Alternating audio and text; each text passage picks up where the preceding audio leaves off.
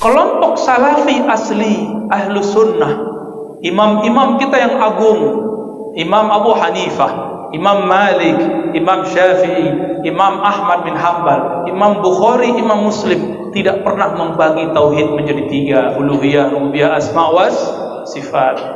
Salafi sekarang, jadi apakah perbedaan Asy'ari, Salafi itu kemudian beda akidah, beda kafir mukmin? Tidak. Meskipun Salafi mengkafirkan orang-orang Asy'ari Sufi, aswaja Asy'ari Sufi tidak perlu mengkafirkan balik. Ciri salaf yang palsu, kaku dalam fikih.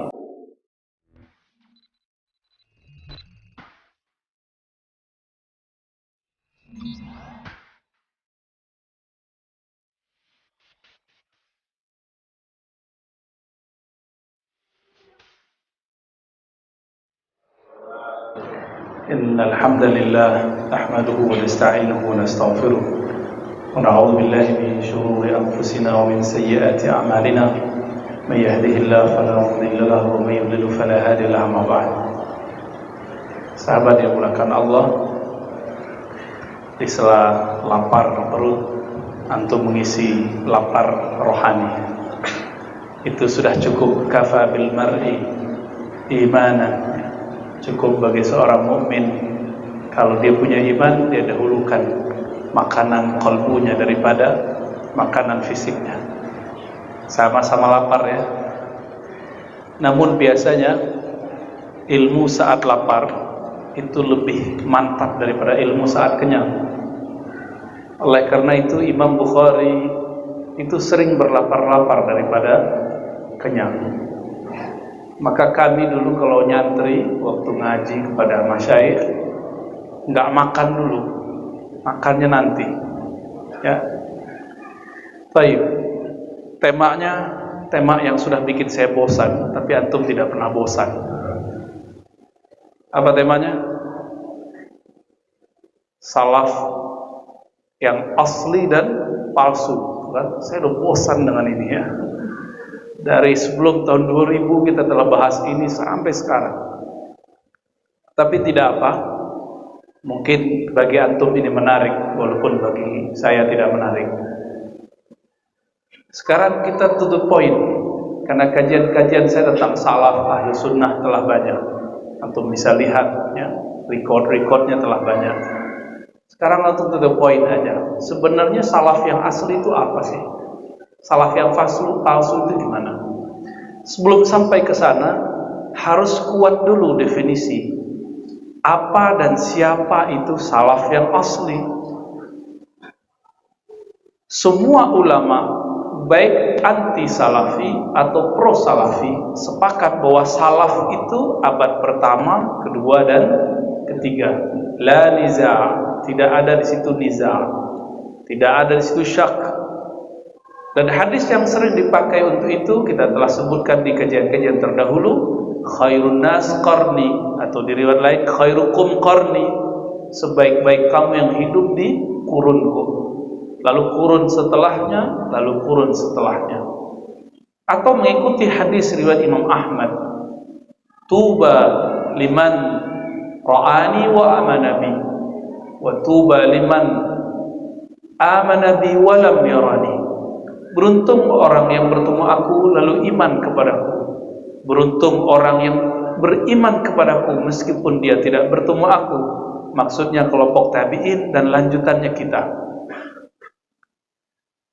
Sahabat yang dimuliakan Allah, tidak ada di Quran, di sunnah perintah kunu salafiyin. Tidak ada. Jadilah kamu salafi, tidak ada. Kunu syafi'iyin, jadilah kamu syafi'iyah, enggak ada. Yang ada apa? Qul in kuntum tuhibbunallah fattabi'uni. Itu sudah dihafalkan juga ya. Surah Ali Imran. Katakan jika engkau betul-betul cinta kepada Allah, maka agama ini ussisa alal mahabbah. Ini penting sekali. Agama ini dibangun atas dasar mahabbah, cinta, bukan kemurkaan, bukan emosi, bukan benci. Ini harus digarisbawahi. Karena terkesan kalau sudah beragama, sudah ikut bermanhaj, jadi garang, jadi kasar, jadi suka nyalah-nyalahin orang, jadi benci dengan orang yang berbeda. Ini telah keluar dari fitrah agama itu sendiri. Coba ayat ini apa ada yang mengingkarinya? Ingkar satu ayat, satu huruf pun kafir. Qul in kuntum tuhibbunallaha fattabi'uni. Jika kalian, jika kamu, jika Anda betul-betul cinta kepada Allah, maka ikutlah aku. Saya mau tanya, mau ikut Rasulullah, bisa lihat Rasulullah enggak? Lihat wujud Rasulullah hari ini? Mungkin cuma Bu Ningsih yang bisa lihat ya. Dia katanya bisa memanggil plus menghadirkan. Kalau kita manggil, tadi mantan ketua Irma ya, senior Irma, udah panggil Rasulullah tadi, itu separohnya ilmu Bu Ningsih itu ya. Assalamualaikum ya Rasulullah, itu manggil Rasulullah itu, sakti itu ya. Tapi kata si Bu Ningsih apa katanya? Saya bisa menghadirkan Rasulullah. Wah, lebih horor lagi. Horor sekali itu ya. Hati-hati. Ajaran sesat itu dimulai dari mengikuti ilham-ilham palsu. Ilham-ilham palsu. Awalnya ilham itu selalu mengajak yang baik-baik.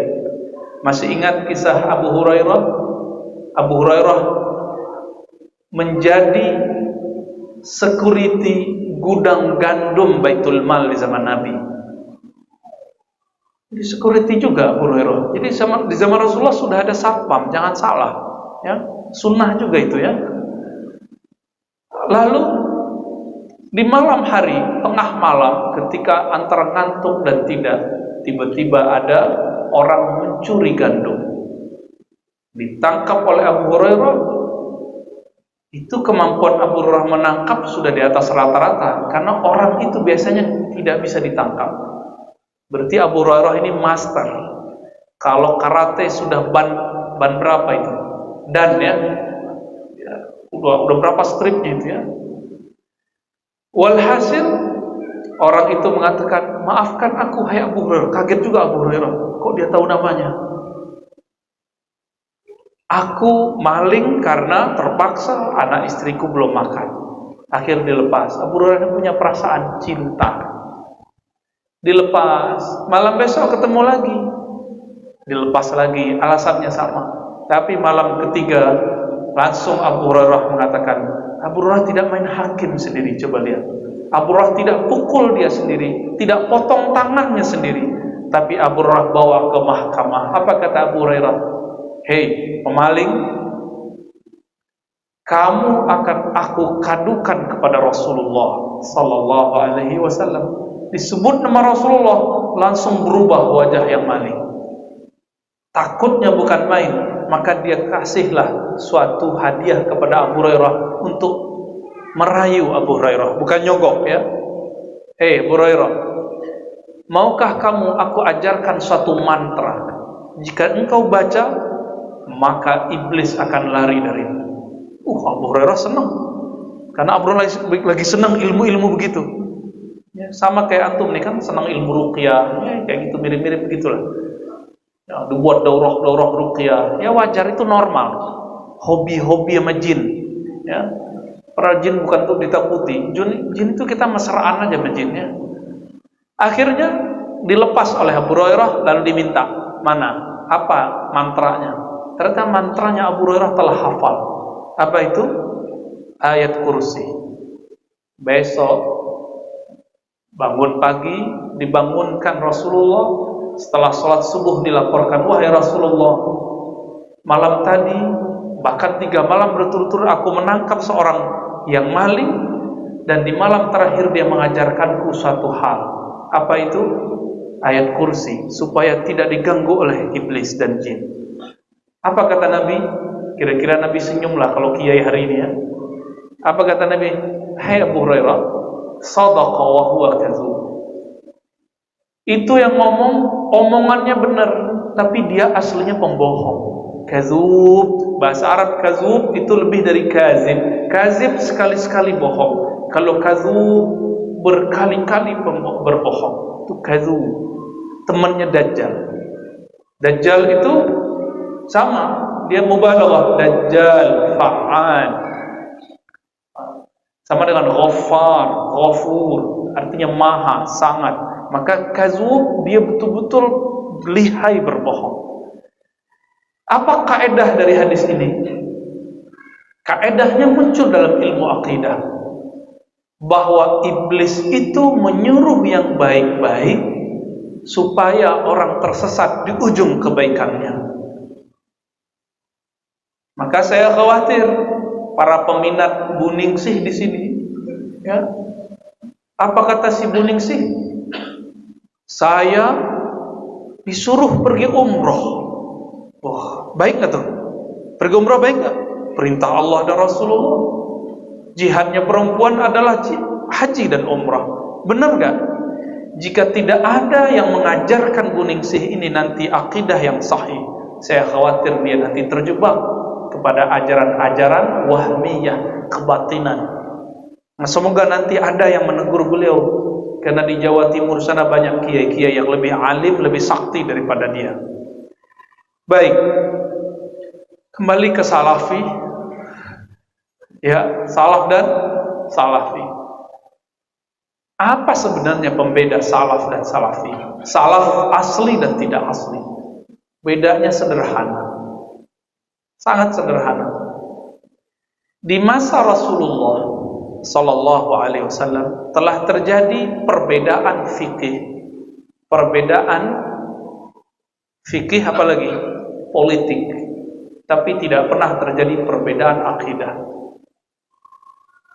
Dan di masa Rasulullah perbedaan fikih itu telah yusamah alaih, apa terjemahannya? Tasamuh. Rasulullah telah toleran terhadap itu, berlapang dada terhadap hal itu. Contohnya hadis yang sering dibaca oleh para ulama ahli hadis, ketika dua kelompok sahabat Bani Quraidah yang pergi ke Bani Quraidah berbeda pendapat di tengah jalan ketika Nabi berkata, jangan sholat kecuali di suku Bani Quraidah. Ternyata yang pertama, masih ingat? Yang pertama sholat di tengah jalan. Kenapa? Sebentar lagi terbenam matahari. Yang satu lagi mengikuti teks. Apa isi teksnya? Jangan sholat kecuali di Bani Quraidah. Maka dua kelompok itu muncul di zaman Rasulullah. Ini disebut perbedaan kontekstual dan tekstual kalau di bahasa kampus. Kalau bahasa Arabnya lafzi dan ma'nawi. Kelompok pertama itu ma'nawi, dia sholat tengah jalan karena dia memahami maqasidnya lafaz Rasulullah. Nah, ini yang disebut ilmu usul fikih hari ini, ilmu ahlu sunnah. Apa itu? Ilmu maqasidus syariah. Bahwa Nabi jika berbicara sesuatu tidak terfokus kepada lafaz harfiah, tapi ada makna yang dituju beliau. Itulah tujuan dari syariat. Itu tujuan dari syariat. Ketika Nabi mengatakan jangan kamu sholat kecuali di Bani Quraidah, sholat asar, maksudnya buru-burulah kamu, bersegeralah kamu sehingga sampai di Bani Quraidah dapat sholat asar di sana. Tapi kelompok kedua, dia mengikuti harfiahnya, tidak boleh sholat mau kapanpun, mau pelan, mau telat, mau cepat, tidak ada urusan. Ketika mereka kembali ke Madinah, apa kata Nabi? Orang yang sholat di Bani Quraidah, Nabi katakan asabta sunnah. Dia sholat telah terbenam matahari, sholat asar. Kalau dalam ilmu fikih disebut apa? Masih adakah waktu sholat asar setelah terbenam? Masih ada? Gak ada. Disebut sholatnya apa? Qadaan. Sholat qada. Dia sholat asar tapi qada. Sedangkan yang kedua, apa kata Nabi? Asabta. Kamu benar. Coba lihat perbedaan fikih di zaman Rasulullah. Perbedaan itu ditakrir. Apa arti takrir? ditetapkan sebagai kebenaran. Dua-duanya benar. Yang pertama, dia sesuai dengan teks hadis. Yang kedua, sesuai dengan meaning hadis, makna hadis, disebut maqasid. Sekarang di kampus-kampus keislaman lagi rame kajian-kajian maqasid. Pakar maqasid yang sangat muda, tapi di atas saya juga umurnya, Syekh Yasir Audah, sekarang mengajar di Brunei, orang Arab, bersama dengan guru kami Profesor Dr. Mulyadi Kertanegara, pakar usuluddin, filosof, ahli qalbu, bareng-bareng di sana.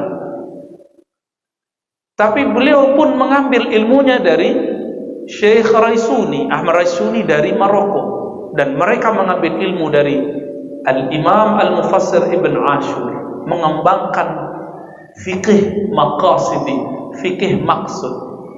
Tapi itu dibid'ahkan oleh kelompok salafi. Padahal kalau kita mau memahami hadis ini, sebenarnya kalau mau toleransi, salafi itu kelompok tekstualis tadi, sedangkan ulama mazahib, ulama maqasid, guru-guru antum yang di sini kebanyakan mereka pakai hadis lafaz yang kedua itu, bahwa dia mengikuti makna. Ikhwan akhwat fillah, sahabat muliakan Allah. Artinya apa? Perbedaan fikih di zaman Rasulullah dibolehkan. Kalau di zaman Rasulullah dibolehkan, apatah lagi di zaman sahabat Nabi, apalagi di zaman kita sekarang. Ini sebagai contoh. Kalau kita membuka kitab fikih muamalat, fikih muamalat paling gampang yang berdasarkan hadis Nabi itu Bulughul Maram. Ada kajian kitabnya di sini? Alhamdulillah. Siapa ustadznya ngajar? Alhamdulillah. Tuan guru antum semua, Al-Muhaddis Al-Faqih Zulhedri Rais. Ya. Irma, apa namanya? Irma Raya. Antum harus berguru kepada mereka, kepada orang-orang bersanad ini. Orang yang bersanad itu tua walaupun mukanya muda, walaupun umurnya muda. Jadi Buya Zulhendri itu, walaupun nanti sebutnya Uzair, saya lebih senang nyebut sebenarnya Ustadz Arnold, Buya ya, Buya. Mereka itu pewaris-pewaris ilmu ini. Mereka itu tua secara rohani, secara pemikiran, meskipun badannya muda. Nah, ikut tua lah ya. Karena tua itu berpaham, benar Pak ya? Tua itu berpaham, lebih tenang, tidak emosional ya. Tapi candanya kuat. Ikhwan akhwat fillah, di Bulughul Maram misalnya disebutkan muamalat di zaman Nabi dan salafus saleh cuma 24. Di situ tidak ada kredit, tidak ada GoPay, nggak ada di situ. Gojek apalagi, ya. Grab apalagi, nggak ada di situ. Tidak ada bukan berarti haram. Maka diperlukan elastisitas memahami fikih, dan Nabi membuka ruang itu. Kenapa? Fikih selalu berubah, tapi syariat tidak pernah berubah. Ini pembeda antara liberal dengan ahlus sunnah. Liberalisme itu dia mulai mencoba merubah yang disebut syariat, sedangkan ahlus sunnah merubah furuk fikih tapi tidak pernah merubah usulnya. Bisa membedakan? Ya. Maka kalau ada orang beda dengan antum, belum tentu dia liberal. Siapa tahu dia lebih alim. Ya.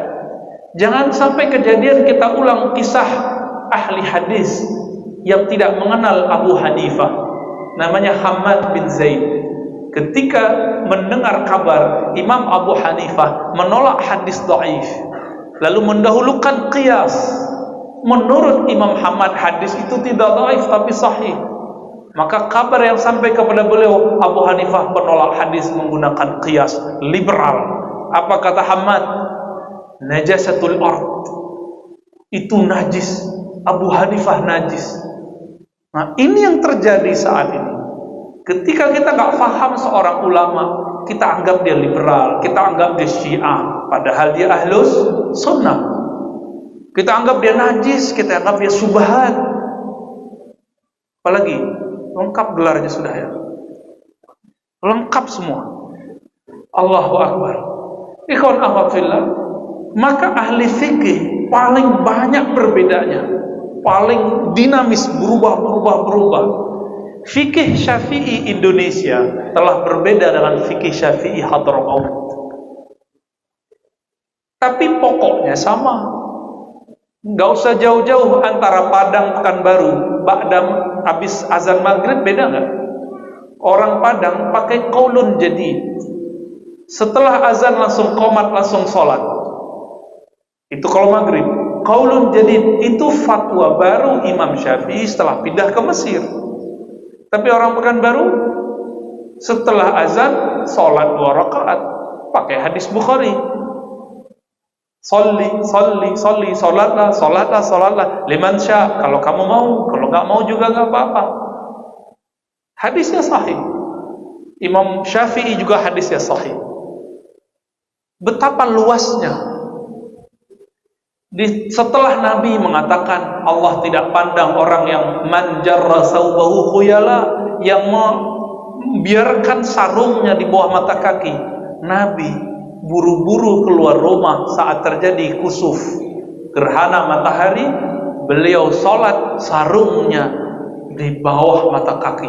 Sholat kusuf itu panjang, berarti sholatnya panjang sekali di bawah mata kaki. Walaupun besoknya beliau kembali jeringkrang lagi, tapi beliau sekedar ingin mengatakan fikih isbal itu tidak saklek. Fikih isbal tidak saklek. Dulu beliau melarang belah rambut. Apa namanya itu ya? Belah rambut mau tengah, mau kiri, kanan, bagi beliau tidak bagus. Kenapa? Dulu yang belah rambut cuma musyrik Mekah, abadatul awsan, penyembah berhala. Ketika Mekah ditaklukkan tahun ke-8, Nabi langsung belah rambutnya. Sahih Bukhari. Hadis sahih Bukhari. Apa kata beliau? Aku suka ikut ahli kitab. Aku suka ikut siapa saja, bahkan musyrik saat itu, selama tidak ada bergesekan dengan hukum syariat. Fima lam yu'mar. Awalnya cuma ikut ahli kitab, rambutnya ke belakang. Lama-lama Rasulullah rambutnya banyak modelnya. Gak ada model rambut antum yang kayak Nabi ya, gak ada ya. Rambutnya kuno semua ya. Rasulullah Shallallahu Alaihi Wasallam begitu luasnya. Maka model rambut tidak membuat seorang murtad, apalagi model celana, apalagi model tasbih. Allahu Akbar. Satu kali Safiyah binti Huyai, anak Yahudi, jadi istri Rasulullah Sallallahu Alaihi Wasallam, berzikir dari subuh sampai waktu duha. Zikirnya subhanallah bihamdi subhanallahil azim. Menghitung waktu itu tasbih belum diikat kecuali Abu Hurairah. Safiyah belum mengikatnya pakai batu, seperti tawajuhnya orang-orang tarekat Naqsyabandiyah khatam khojakan. Hitung satu, subhanallah bihamdi subhanallah bihamdi subhanallah. Begitu. Udah pindah ke sini, udah berkali-kali pindah. Ketika Rasulullah SAW pulang, Nabi melihat istrinya masih berzikir. Kalau itu salah, tentu Nabi akan negurnya semenjak subuh tadi, ngitung-ngitung. Tapi Rasulullah tidak menyalahkannya dari waktu subuh. Rasulullah memberikan kurikulum baru. Wahai istriku, maukah engkau aku tunjukkan yang lebih afdol daripada ngitung? Kalimatnya afdol min dalik. Bukan berarti ngitung itu jelek. Kawan kita salah faham, dikira ngitung-ngitung itu tidak boleh bid'ah. Seandainya bid'ah, tentu Safiyah telah ditegur sejak subuh tadi. Kenapa ditegurnya di waktu duha? Ternyata dalam ilmu zikir ada yang disebut kurikulum berzikir, marahil atau maqamat. Ada makom-makom. Makom itu dilihat dari pencapaian rohaninya. Jika dia zikirnya baru konsentrasi dengan hitungan, maka dia perlu menghitung 100, 200, 1000, 2000, satu tumpuk. Kira-kira satu tumpuk itu berapa ribu kita nggak tahu. Tumpukan kerikil-kerikil itu. Inilah prinsip yang diambil oleh ulama-ulama ahli zikir. Tapi oleh kawan kita, kalimat afdal min zalik diartikan yang itu ngitung itu bid'ah, yang benar tidak perlu ngitung. Padahal Nabi lagi kasih makom yang lebih tinggi. Apa makom yang lebih tinggi? Zikir tanpa hitung. Itu disebut unlimited. Apa kalimat zikirnya? Itu yang kita baca waktu zikir pagi sore. Subhanallah bihamdihi adada khalqihi wa zinata arsyihi wa ridha arsyih wa midada kalimatihi. Boleh dibalik-balik. Itu makna Maha suci Allah, pujian baginya, kebesaran baginya, sesuka-sukanya Allah, sebanyak bilangan makhluk, seberidho-ridhonya Allah, seberat arasnya Allah. Perlu ngitung nggak? Nggak perlu ngitung. Tapi makomnya harus sampai dulu. Ada kenaikan derajat rohani, baru diajarkan itu. Oleh karena itu, kalau antum belajar suluk, belajar tarekat sufi, lalu disuruh ngitung sama gurunya, jangan protes dulu. Berarti makomnya baru sofiyah waktu lagi ngitung, belum sofiyah setelah sholat duha, baru sofiyah dari sholat subuh sampai. Coba lihat cepatnya naik makomnya sahabat-sahabat Rasulullah, dari subuh sampai duha jadi wali Allah. Langsung makomnya naik, langsung dikasih zikir. Zikir subhanallah bihamdi ismul azim dalam Naqsyabandi disebut zikir wukuf. Gak perlu lagi ngitung, cukup ingat. Apapun yang dibaca, subhanallah, alhamdulillah, Allah, gak perlu ngitung. Karena makomnya telah naik. Fazkuruni azkurkum. Sebut aku, sekarang aku sebut kamu. Kamu sebut aku sebut kamu. Itu makomnya. Tapi oleh kawan kita, dianggap itu bid'ah. Dia tak faham disebut bid'ah. Betapa banyak nanti yang akan bid'ah karena dia tak faham. Maka sahabat yang melakukan Allah,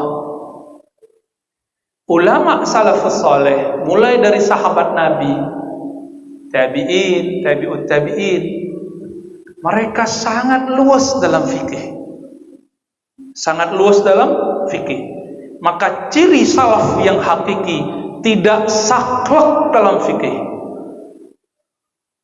Ciri salaf yang palsu kaku dalam fikih. Ya, itu gampang untuk ngeceknya.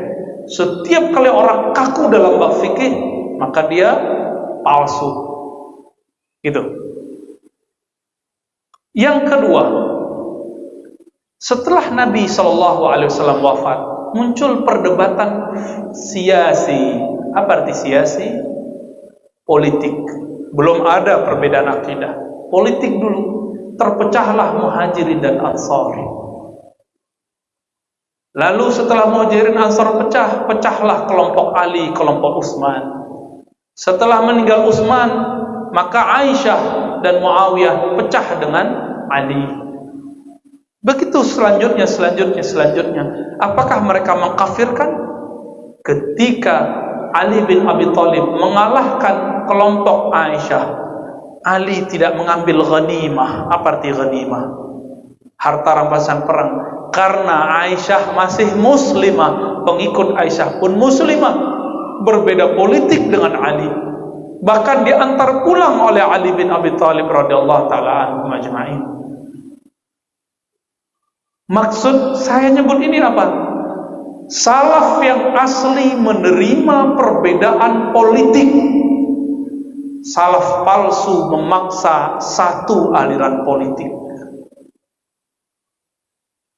Ini kayaknya banyak nol sekiannya nih ya. Udah lewat masa itu. Jangan terpenjara oleh itu. Antum terluka, ya kita terluka semua. Yang kita coblos jadi menteri kok, ya kan? Tapi untuk apa terluka politik itu? Luka itu adalah sehat, karena politik itu perubahannya per detik. Gak usah khawatir. Orang kemarin musuh-musuhan, sekarang cepika-cepikian, sekarang cepika-cepiki, besok main serang-serang. Jangan pernah percaya pada cinta politik. Jangan-jangan ini yang muda-muda ini cintanya politik.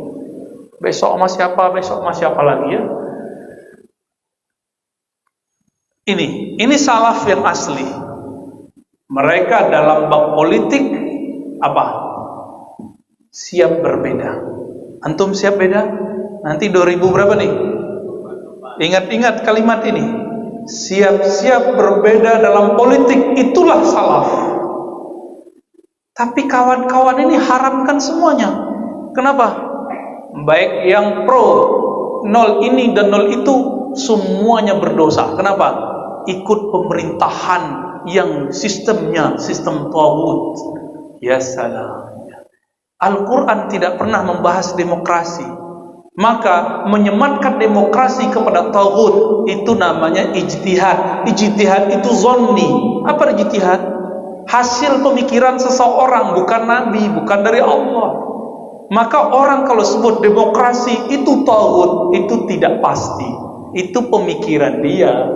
Karena Nabi nggak pernah. Ada nggak hadis demokratiyah taghut? Ada nggak? Nggak ada. Kalau antum ketemu aja bawa sini ya. Kita takhrij langsung hadisnya. Takhrij artinya dikeluarkan kualitasnya, sumbernya dari mana. Bisa dipastikan itu hadis palsu. Coba lihat, Nabi tidak memberikan satu sistem politik, benar nggak? Kenapa? Karena sistem politik itu lebih luas lagi perbedaannya daripada fikih. Kalau fikih Nabi takrir, Nabi bolehkan perbedaan yang luas itu. Tapi politik nggak. Coba lihat di Quran yang ada cuma tentang prinsip berpolitik. I'dilu, berbuat adillah. Cuma itu.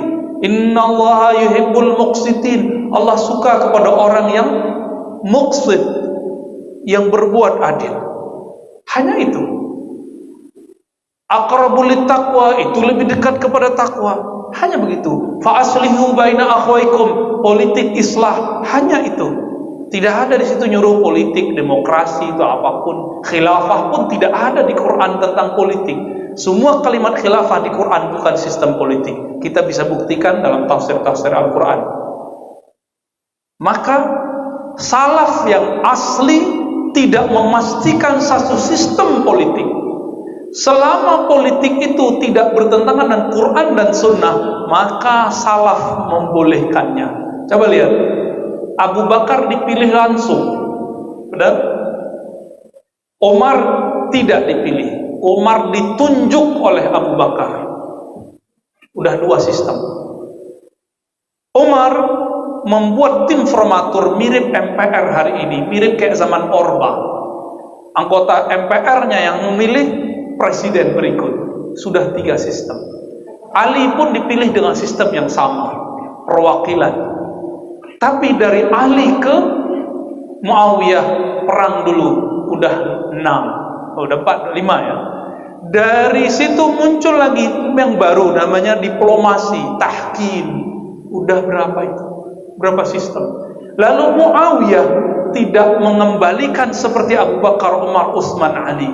Dia buat sistem yang dia ambil dari Persia dan Romawi, karena dia tahu Rasulullah tidak pernah membatasi itu. Apa sistem Romawi? Monarki. Apakah Muawiyah menjadi kafir karena meniru orang-orang Romawi? Antum berani kafirkan sahabat Rasulullah? Berhadapan dengan ribuan ahli hadis dan semua ulama ahlu sunnah. Kalau dia berbeda politik dengan Ali, betul ada ulama ahlu sunnah mengkritik Muawiyah, tapi tidak ada yang mengkafirkan Muawiyah, apalagi melaknat Muawiyah. Hayhat, ya, tidak mungkin, jauh dari itu. Udah berapa sistem? Udah 7. Ya, kalau kita teruskan antum capek ngantuk langsung. Maksud kita sederhana. Cara pemilihan pun di dalam generasi mulia, generasi emas salafus soleh. Salaf ini kan puncaknya di sahabat. Sudah ada lebih dari 6. Kita sebutkan tadi 7 sistem. Berarti dalam politik, benarlah kata gurunya Imam Ghazali, namanya Imam Al-Juwaini, Abul Ma'ali Al-Juwaini. Abul Ma'ali ini murid dari Abu Ishaq Al-Iskafi. Abu Ishaq berguru kepada Abu Ishaq Al-Isfaraidi, berguru kepada Al-Bahili. Al-Bahili muridnya Imam Asy'ari. nyambung ke Imam Asy'ari. Apa kata Imam Al-Juwaini dalam kitab Al-Ghiyasi? Kitabnya agak nadir, mungkin sekarang sudah banyak dicetak, langka kitabnya. Apa kata beliau? Jika dalam fikih ibadah terjadi kelonggaran luar biasa, apalagi dalam fikih siasat, fikih politik, pasti akan lebih longgar lagi.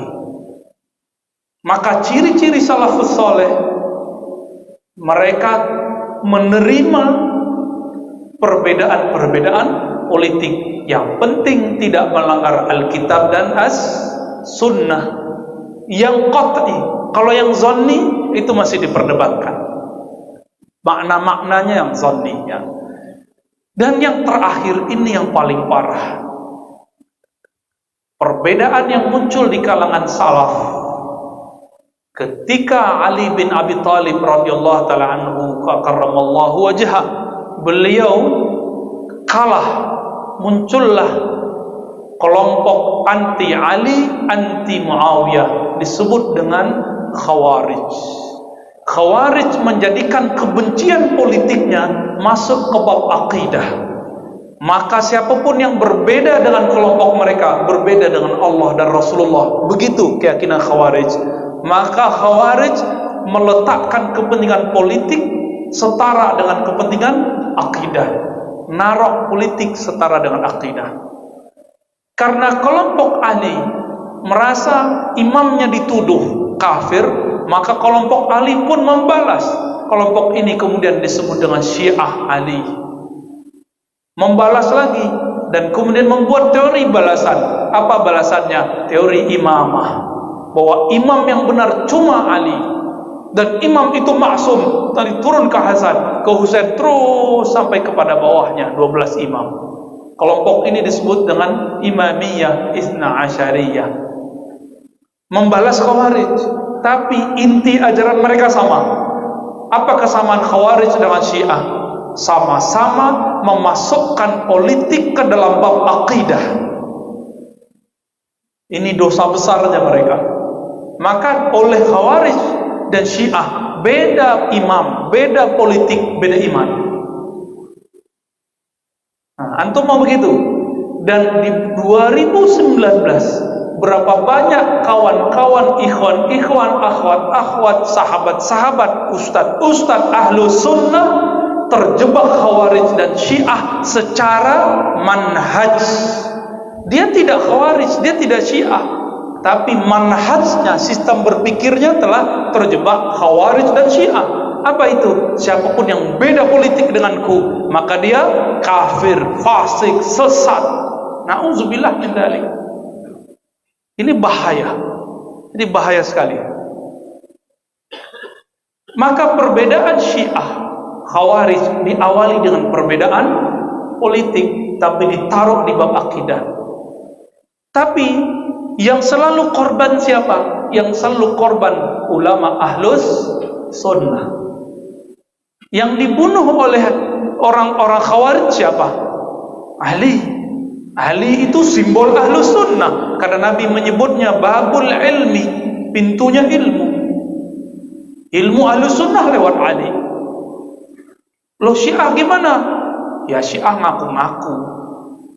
Buktinya mereka enggak konsisten dengan imamah. Kenapa? Setelah Ali, Hasan, lalu Husain. Setelah Husain kok enggak turun ke anak Hasan, tapi turun ke anak Husain, ya kan? Maka saya enggak jadi masuk Syiah. Padahal tadi tertarik karena ada nikah mut'ahnya, ya. Serius, saya baca buku Mutahhari dulu, bagaimana manfaat nikah mut'ah.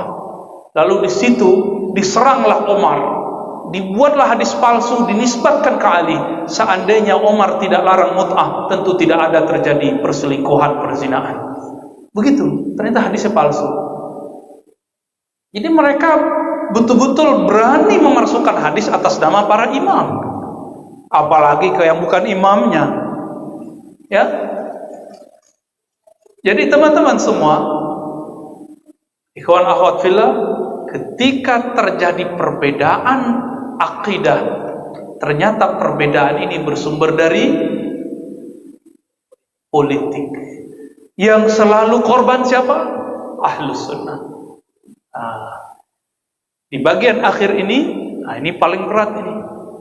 Kelompok salafi asli ahlus sunnah, imam-imam kita yang agung, Imam Abu Hanifah, Imam Malik, Imam Syafi'i, Imam Ahmad bin Hanbal, Imam Bukhari, Imam Muslim tidak pernah membagi tauhid menjadi 3, uluhiyah, rububiyah, asma wa sifat. Salafi sekarang ya, tapi antum terserah bilang palsu atau enggak, itu urusan antum ya. Tapi menurut saya itu bukanlah mengikuti salaf. Itu mengikuti Syekh Ibn Taimiyah, bukan salaf. Wafat tahun berapa? 728 Hijriah. Salaf itu 300. Gimana kira-kira? Sudah nyampe hajat antum? Ya? Kan mau sampai di situ aja kan ya. Oke, maka nanti belajar kitab akidah yang serius. Di sini ada kitab akidah yang dipelajari. Kitab apa? Kelompok remaja nih, Irma. Sifat 20, Aqidatul Awam, pelajari itu. Antum kalau ngaji kepada tamatan Azhar atau tamatan pesantren, sanadnya udah nyambung walaupun tidak ada ijazah. Ustadz Al-Naf itu orang pesantren terus Al-Azhar ngajar Aqidatul Awam, nyambung sudah.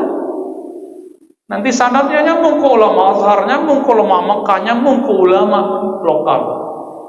Hari ini garansinya cuma itu sanad. Maka bagian akhir yang mau saya sebut, salaf yang asli bersanad, salaf yang palsu ngaku-ngaku. Sering nyebut Bukhari, Muslim, tapi satu sanad pun kita ragukan. Kalaupun punya sanad, sanadnya ke ulama aswaja ahlus sunnah, ya, yang dituduh mereka ahli bid'ah. Coba lihat, sekarang kawan-kawan kita sedang buat kajian tahfiz, tahsin, tajwid. Yang benar namanya tajwid. Guru kami dulu, Syekh Ali Mustafa Yaqub mengatakan, as-sahhul mustalah. Yang paling benar istilahnya bukan tahsin tapi tajwid. Jawwada yujawwidu tajwida. Tajwid itu lebih mencakup maknanya tahsin. Tapi karena sudah ngikutin selera masyarakat, dia udah berubah namanya jadi tahsin. Tahsin semua sanadnya ke imam siapa? Sahibul Matan Jazariyah. Imam Jazari itu sufi Asy'ari muhaddis, bersanad kepada Rasulullah sallallahu alaihi wasallam. Mau kemana engkau lari? Ketemu Asy'ari, ketemu sufi. Semuanya ahli hadis. Allahu Akbar. Imam Syatibi ahli qiraat, sama, sufi, muhaddis, mazhab Maliki, Asy'ari. Mau apa lagi? Mau buku apa lagi? Sanad apa lagi yang antum mau? Sanadnya Imam Muhammad bin Abdul Wahab, pendiri Wahabi. Kemana sanadnya? Sanadnya ke Muhammad Hayat As-Sindi, Asy'ari, bukan, Maturidi, Naqsyabandiyut Thariqah, pensyarah kitab Al-Hikam dan kitab-kitab tasawuf yang lainnya. Gimana kita? Ya? Mau lari kemana? Apakah ini hoax? Kita bisa buktikan. Semua biografi Syekh Muhammad bin Wahab menyebutkan nama Muhammad Hayat As-Sindi. Dan Imam Muhammad Hayat As-Sindi punya kitab sanad, itu bisa di-download. Bisa di-download sanad beliau. Di situ disebutkan, aku Naqsyabandiyut Thariqah, akidah Asy'ari Maturidi. Maturidi lebih pas karena beliau bermazhab Hanafi. Mau lari kemana? Sudah ya, sudah sampai hajatnya. Maka kesimpulan besarnya, akidah ahlus sunnah salaf yang asli, mereka luas dalam fikih, lebih lapang dada dalam bab politik, tapi mereka tidak buat-buat bid'ah dalam akidah. Mereka tidak buat-buat pembagian-pembagian yang tidak penting, yang tidak ada kaitannya dengan ulama salafus saleh. Adapun pembagian uluhiyah, salbiyah, ma'nawiyah itu cuma istilah. Sebenarnya itu tidak dibagi. Itu hanya pengistilahan ketika Al-Imam Sanusi menulis kitab yang mempermudah santri-santri. Sampai zaman Imam Ghazali tidak ada penyebutan itu. Tapi isinya sama sampai ke Imam Abu Hanifah. Isi akidah itu sama. Imam Tahawi isinya sama. Insya Allah bulan depan saya akan terbitkan buku Aqidah Salaf Imam Tahawi. Di situ ada pengantar ulasan beda Salafi dan Salafiyah. Dan di situ ada teks Imam Tahawi, Imam Salaf dan akidah beliau. Silakan nanti antum cari siapa yang jual, karena saya tak jual. Ya. Allahumma sholli ala Muhammad wa ala alihi wasallam. Apalagi? Ada yang mau tanya jawab? Udah lapar ya. Nanti tanyanya ntar malam aja ya. Ntar malam kita ada kajian Sunan Mustafa, maghribnya. Ya, antum lihat sendiri, saya nggak tahu ya. Nanti, mau tanya juga Pak? Ya boleh. Bismillahirrahmanirrahim.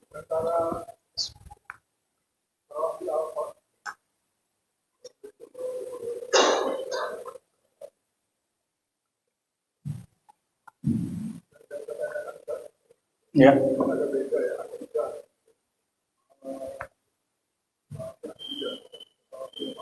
Ya, itu istilahnya orang-orang Riau itu ya.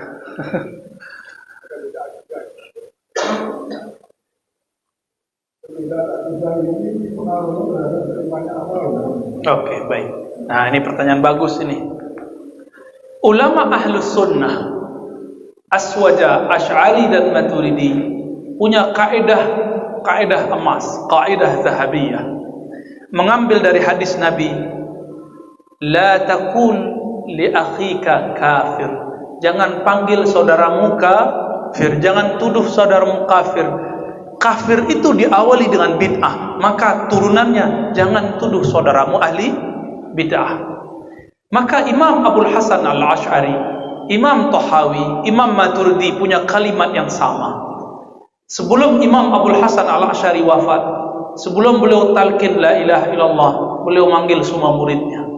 Apa kata beliau? Ashhidu, saksikan bahwa aku la ukaffiru ahadan min ahli kiblah. Aku tidak pernah kafirkan siapapun yang masih berkiblat ke Ka'bah. Siapa itu? Muslim, apapun mazhab dan alirannya, masih la ilaha illallah, masih sholat, masih zakat, masih puasa, hajinya masih ke Mekah, bukan hajinya ke Kerinci, bukan hajinya ke Lahore, bukan hajinya ke Baitul Maqdis. Insyaallah, kata beliau, la ukaffir, aku tidak pernah kafirkan. Lapang dadanya, lapang dada beliau. Dan ini diikuti oleh Imam Ghazali. Apa kata beliau? Jangankan Salafi, Mu'tazilah pun yang menolak ketemu Allah, kata Imam Ghazali, mereka khata, mereka keliru dalam akidah. Karena kelirunya akidah, kelirunya besar, tapi tidak kafir. Dulu Imam Ghazali mengkafirkan Mu'tazilah. Dulu, tapi setelah itu enggak lagi. Beliau hanya mengatakan khata. Tapi khata dalam akidah, jika disengaja, maka disebut sesat. Tidak semua sesat itu kafir. Bisa dibedakan? Ya, begitulah Imam Ghazali. Begitu juga Imam Fakhruddin Ar-Razi. Ya, begitu juga Imam Al-Abidi, Imam As-Subki. Ya, mereka tidak mengkafirkan. Tapi Salafi palsu, Aswaja palsu, mengkafirkan orang cuma karena tawassul. Mengkafirkan orang cuma karena istighosah dan menjadi kuburiyun. Woi, kuburiyun. Sarkup, sarjana kuburan. Bagi kita, ke kubur itu persoalan fikih, bukan persoalan akidah. Kalau orang keliru di kubur, kelirunya fikih. Perbuatannya haram, tidak syirik. Apa contohnya? Ngambil tanah, itu haram hukumnya. Kecuali memang diizinkan oleh ahli warisnya. Contoh lain, membangun bangunan di atas kubur, misalnya pusara. Dulu, zaman-zaman dulu, ulama-ulama kita, kalau orang soleh dibuat, ya, di mana dibuatnya? Di kuburan umum atau kuburan suku atau kuburan surau? Kalau kuburan umum itu yang haram. Tertulis dalam kitab Al-Um Imam Syafi'i.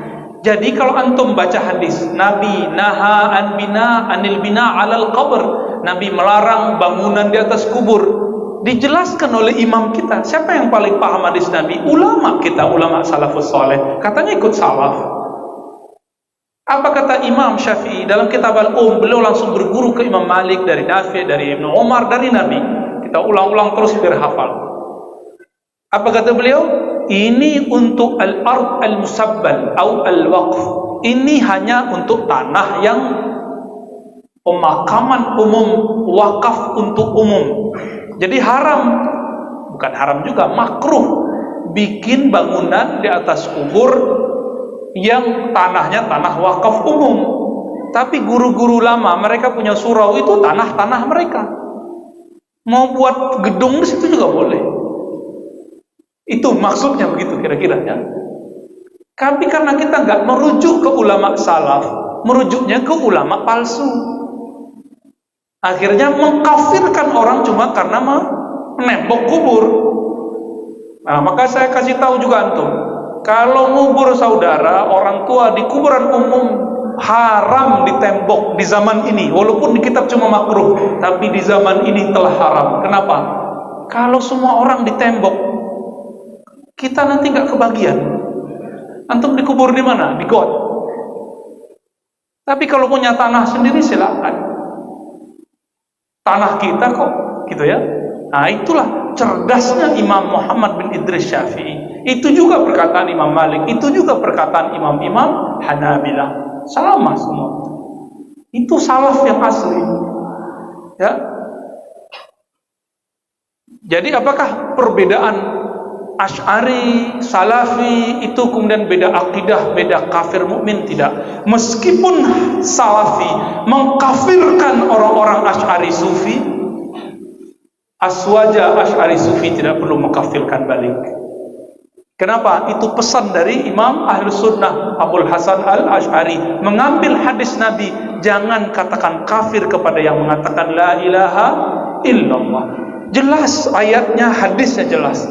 Di hadisnya apa? Kalau ayatnya fa'lam annahu la ilaha illallah, surah Muhammad ayat 19. Di hadisnya sudah dipakai di hadis arba'in, umirtu an uqatilan nas hatta yaqulu, di riwayat lain yashhadu an la ilaha illallah. Ya, aku misiku apa? Boleh perang, disuruh perang kepada orang-orang musyrik yang melawan jika mereka tidak berkata la ilaha illallah. Jika mereka telah mengatakannya, tidak boleh lagi perang. Ini cuma karena beda masalah tawasul. Enggak ada Pak tawasul di situ. Loh Ustaz, tawasul itu bab akidah. Tawasul bab akidah itu kamu. Tapi ulama tawasul tidak memasukkannya ke dalam bab akidah. Bisa jadi istilah sama, definisi berbeda. Maka tidak dihukumi suatu hukum karena namanya, hanya dihukumi karena definisinya. Jadi kalau ada nanti sambal sepan, haram nggak makannya? Sambal babi, haram nggak makannya? Nggak haram. Kenapa? Karena isinya sambalado teri, nggak haram. Yang haram itu sambalado babi baru, isinya babi Pak, baru haram. Haramnya karena dia babi, bukan karena namanya. Masih ingat saya mengisahkan Imam Malik ditanya mengenai anjing laut. Masih ingat apa kata beliau? Haram. Lalu yang bertanya memberikan perincian, wahai Tuan Imam Malik, yang kami maksud anjing laut itu bukan anjing main-main tepi laut. Terus apa? Anjing laut itu ikan di dalam laut berkumis bertaring kayak anjing. Langsung revisi dalam hitungan detik, oh itu boleh dimakan. Maka al-hukmu bil ismi mamnu, menghukumi sesuatu dengan namanya, sekadar namanya haram, itu mamnu, terlarang. Itu hanya orang-orang yang tidak berilmu, bahasa Arabnya jahil. Bahasa Indonesianya antum terjemahkan sendiri. Jadi al-hukmu al-ibratu bil musamma. Hukum itu berdasarkan definisinya, barang aslinya, bukan namanya. Saya sebut ini bir putih, haram nggak? Kenapa? Nah, di Betawi, di Jakarta, itu saya paling suka minum bir peletok. Tahu nggak bir peletok? Tahu ya? Udah coba? Nanti tanya Bang Adam tuh, orang Betawi Parung tuh ya. Ada namanya bir peletok. Bir, apakah haram? Tidak. Isinya jahe, dikasih sama pewarna alami. Haram? Tidak. Ini nanti kalau ada sambal setan, nggak usah datang aja, tapi nggak haram ya. Itu yang punya dagang-dagang begitu ganti nama aja. Kita tidak haramkan tapi makruh. Kenapa? Tasyabbuh bisyaiton ya. Kok niru-niru syaitan? Emang kurang laku? Kalau kurang laku sini kita kasih jimat. Jimatnya doa, masalah doa. Taib. Cukup ya. Nanti kalau antum mau tanya, masih ada nanti ba'da isya kajian Sahih Bukhari bersanad, insyaallah kita baca sanadnya, kita jelaskan isinya, insyaallah. Kalau umur kita panjang, Allah berkahi, Allah ridai. Silakan tanya, yang sanggup kita jawab, kita jawab. Wassallallahu ala nabiyina Muhammad, subhanakallahumma wa bihamdika, asyhadu an la ilaha illa anta, astaghfiruka wa atubu ilaik. Assalamualaikum warahmatullahi wabarakatuh.